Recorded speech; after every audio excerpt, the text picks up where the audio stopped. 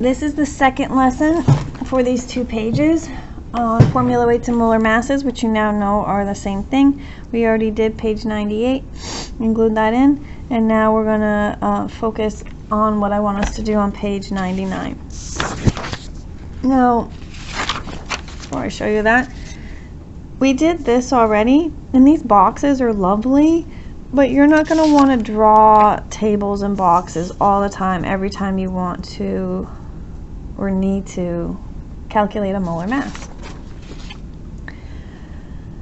Therefore, on page 99, make sure you title it molar mass and then write these steps. And then set up this example. So the steps are: list the elements in a column. 2, list the number of each element. 3, multiply the number each element by its atomic mass. Add the products. It's the exact same process that we did here. It just has written directions to it, right?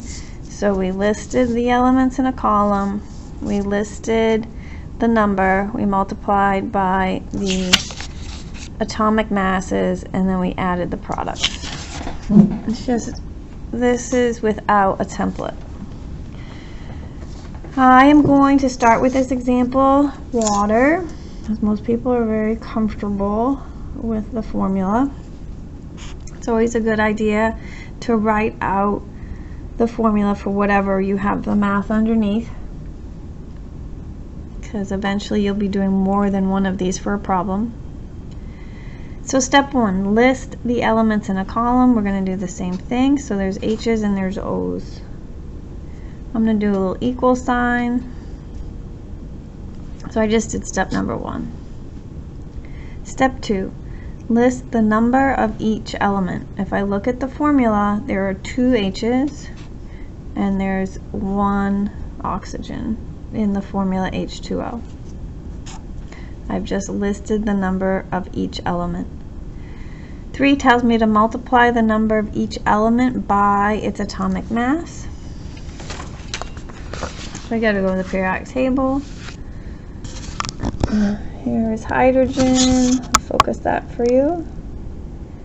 1.008. I asked you to leave that as it is. Carbon is over here. 12.011. We don't need all that detail for it. Carbon though. I mean, oh, I need oxygen. Sorry. But I wrote, no, sorry about that. Oxygen is 15.99. Early. Alright. I'll focus this. Parentheses represent multiplying. So I'm going to draw parentheses, and then I'm going to drop the atomic masses into parentheses. So that means that we're going to multiply. 2 times 1.008 is 2.016, and 1 times 15.99 is 15.99. We just did the third step. We multiplied the number each element by its atomic mass, and now we're going to add the products. If everything is lined up like this, I just drop in a plus sign and make a line to indicate that I'm adding, and 18.006 grams per mole. So if I want to have 6.02 times 10 to the 23rd molecules of water, I would just go and get 18-ish grams of water.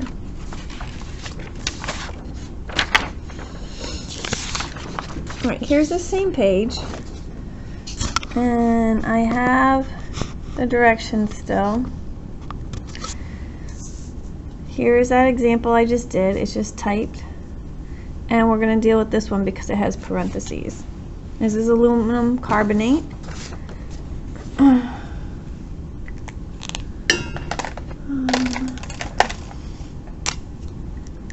we're going to go through these steps again. List the number of each element. So I have aluminum, Al, I have carbon, and I have oxygen, because I am listing the elements. We have to go back to atoms. If it's not on the periodic table, then you need to separate whatever you have. So we just did this. List the number of each element. I have 2 aluminums, and then these parentheses, this 2 means that I have CO3 carbonate twice. That means for carbon I have a total of 2 of them, and for oxygen I have a total of 6. You can always write these out if you're having a hard time, or you can multiply. There's a 1 understood here, so 2 times 1 is 2, and 2 times 3 is 6. We just did step 2. 3. We're going to multiply the number each element by its atomic mass.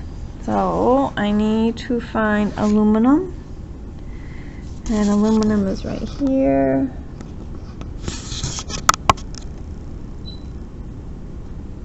All right, 26.98 is fine.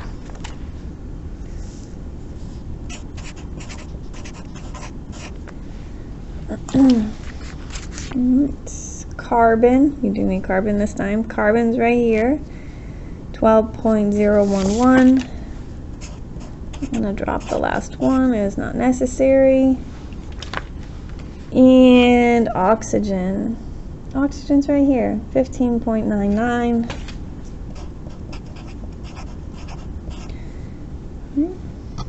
Those are my quantities of atoms and their corresponding atomic masses. Struggle. There we go.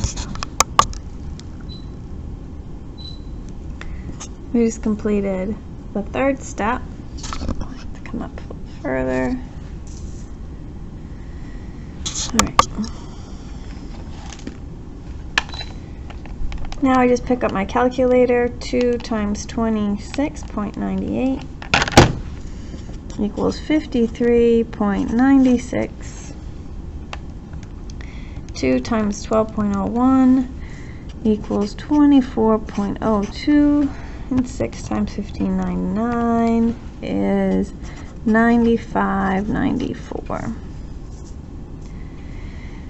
Last thing, we're going to add the products. So if I line everything up, I just do a little add indication. Don't forget to do that. You need to communicate what you're actually doing. And I add them up and I got 173.92, and that's grams per mole. Right.